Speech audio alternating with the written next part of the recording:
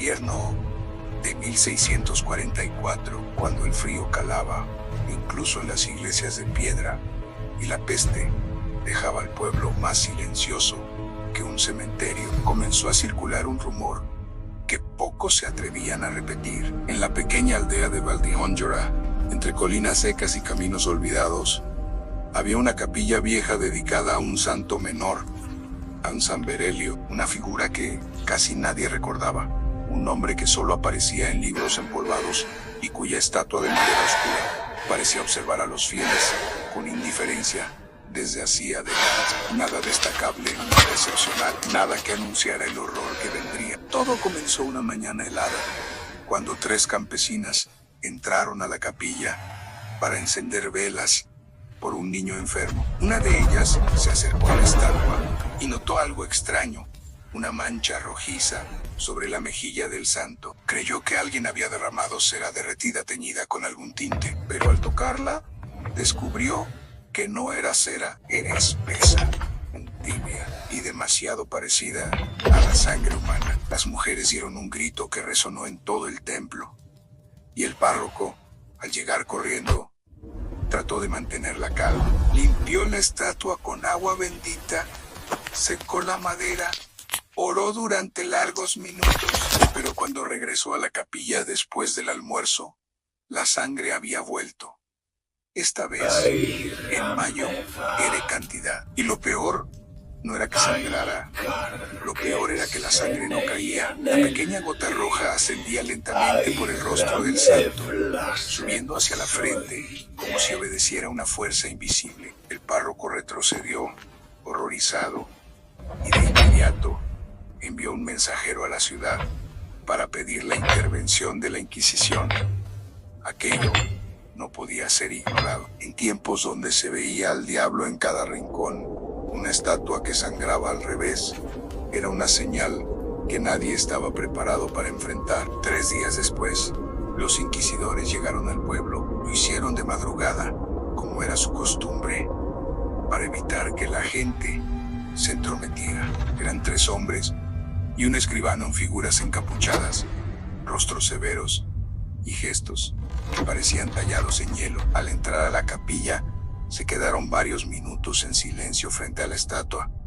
Ninguno de ellos quiso tocarla al principio. La observaron desde distintos ángulos, anotaron detalles, murmuraron entre ellos. Finalmente, el inquisidor principal, Fray Alonso de Arrieta, ordenó que la estatua fuese trasladada a una habitación sellada dentro del monasterio. Allí, lejos del pueblo y bajo vigilancia constante, intentarían determinar si aquello era un milagro, una maldición o una obra demoníaca.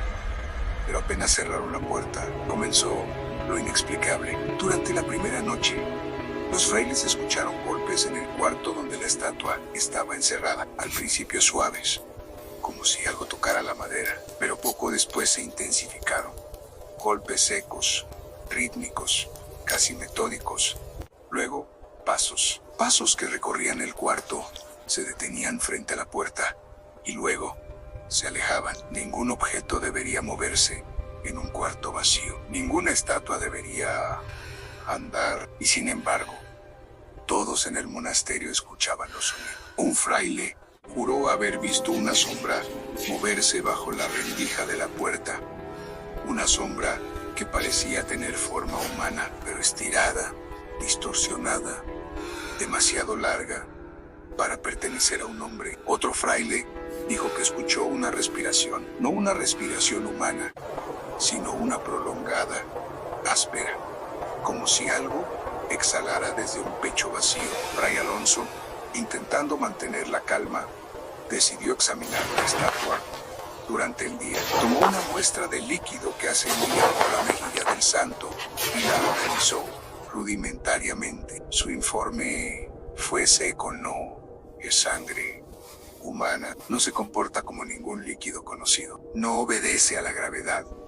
Anne intentó pronunciar una oración de protección, pero su voz tembló, y cuando terminó, notó que la gota roja había cambiado de dirección. Ahora avanzaba hacia él, como si reaccionara al sonido de su voz. La segunda noche trajo consigo una actividad aún más perturbadora. Entre las 2 y las 3 de la madrugada, la puerta tembló como si alguien o algo golpeara desde adentro con una fuerza que parecía inhumana.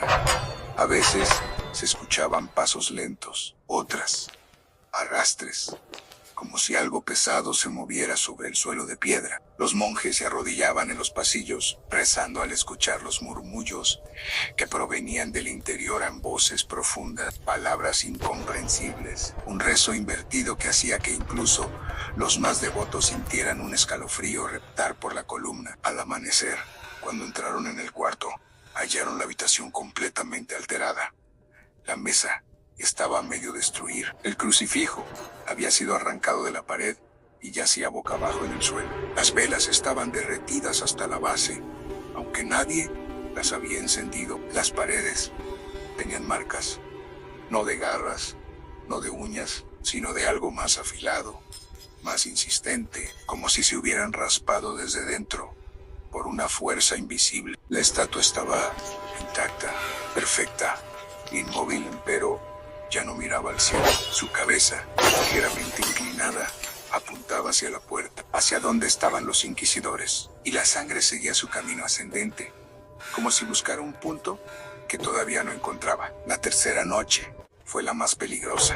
El viento afuera rugía como si una tormenta estuviera por venir, pero el cielo estaba despejado. Dentro del monasterio, las velas se apagaban sin razón, dejando los pasillos en completa oscuridad. Los sonidos en el cuarto se intensificaron hasta volverse insoportables. No eran golpes ni pasos, era un murmullo continuo, similar al de muchas voces, hablando al mismo tiempo, desde dentro de un pozo profundo. A mitad de la madrugada, algo más ocurrió, algo que jamás había sucedido en ese monasterio. Las campanas de la iglesia comenzaron a sonar, solas, lentas, profundas, pesadas en cada campanada. Resonaba en los huesos, como si el sonido atravesara la carne. Los monjes, aterrados, se arrojaron al suelo. Algunos lloraban, a otros rezaban sin parar. Fray Alonso, con el corazón golpeándole el pecho, corrió a la torre, pero al llegar, descubrió que las cuerdas colgaban inmóviles. Nadie estaba allí, nadie había tocado nada. Cuando regresó al cuarto, el silencio era absoluto, tan absoluto que resultaba antinatural, tan absoluto que parecía esperar. Al amanecer, abrieron la puerta por última vez, y lo que encontraron dentro escapaba a toda explicación. Las paredes estaban desgarradas con una profundidad imposible. El suelo tenía una grieta circular perfecta, como si algo hubiera girado en el centro con furia. Los muebles ya no eran muebles, eran polvo fino, esparcido por toda la habitación, y en medio de aquel caos, como si nada hubiera ocurrido, la estatua de San Berelio permanecía intacta, pero su rostro ya no estaba inclinado hacia la puerta. Ahora miraba directamente hacia arriba, como si observara algo que los humanos no podían ver. La sangre seguía ascendiendo, pero ya no solo por la mejilla, comenzaba a extenderse lentamente por la frente, como si dibujara un símbolo extraño, incomprensible, que iba completándose poco a poco. El informe final de Fray Alonso fue escrito con letra temblorosa. No es obra de Dios. No quiere estar encerrado. Debe ser trasladado de inmediato. La estatua fue cubierta con una tela gruesa y sacada del monasterio antes del anochecer. Un grupo de soldados la acompañó hasta un destino desconocido. Ninguno de ellos volvió jamás. El documento que relataba su partida terminaba abruptamente con una frase que parecía escrita con prisa en silencio. No hablar más de esto. Pero el silencio no detuvo los rumores. Los habitantes del pueblo aseguran que algunas noches, cuando el viento sopla desde el norte, puede escucharse un sonido extraño a través de los muros del viejo monasterio abandonado. Un sonido suave, repetitivo, inquietante, como el goteo de un líquido espeso, pero no cayendo al piso, sino ascendiendo lentamente, como si subiera por una superficie invisible. Dicen que el santo aún sigue sangrando. Dicen que sigue moviéndose. Dicen que no quiere descansar. Dicen que fue llevado a un lugar donde nadie lo encontraría. Pero las cosas así no desaparecen. Han solo esperan y tarde o temprano, lo que sangra al revés encuentra su camino de vuelta.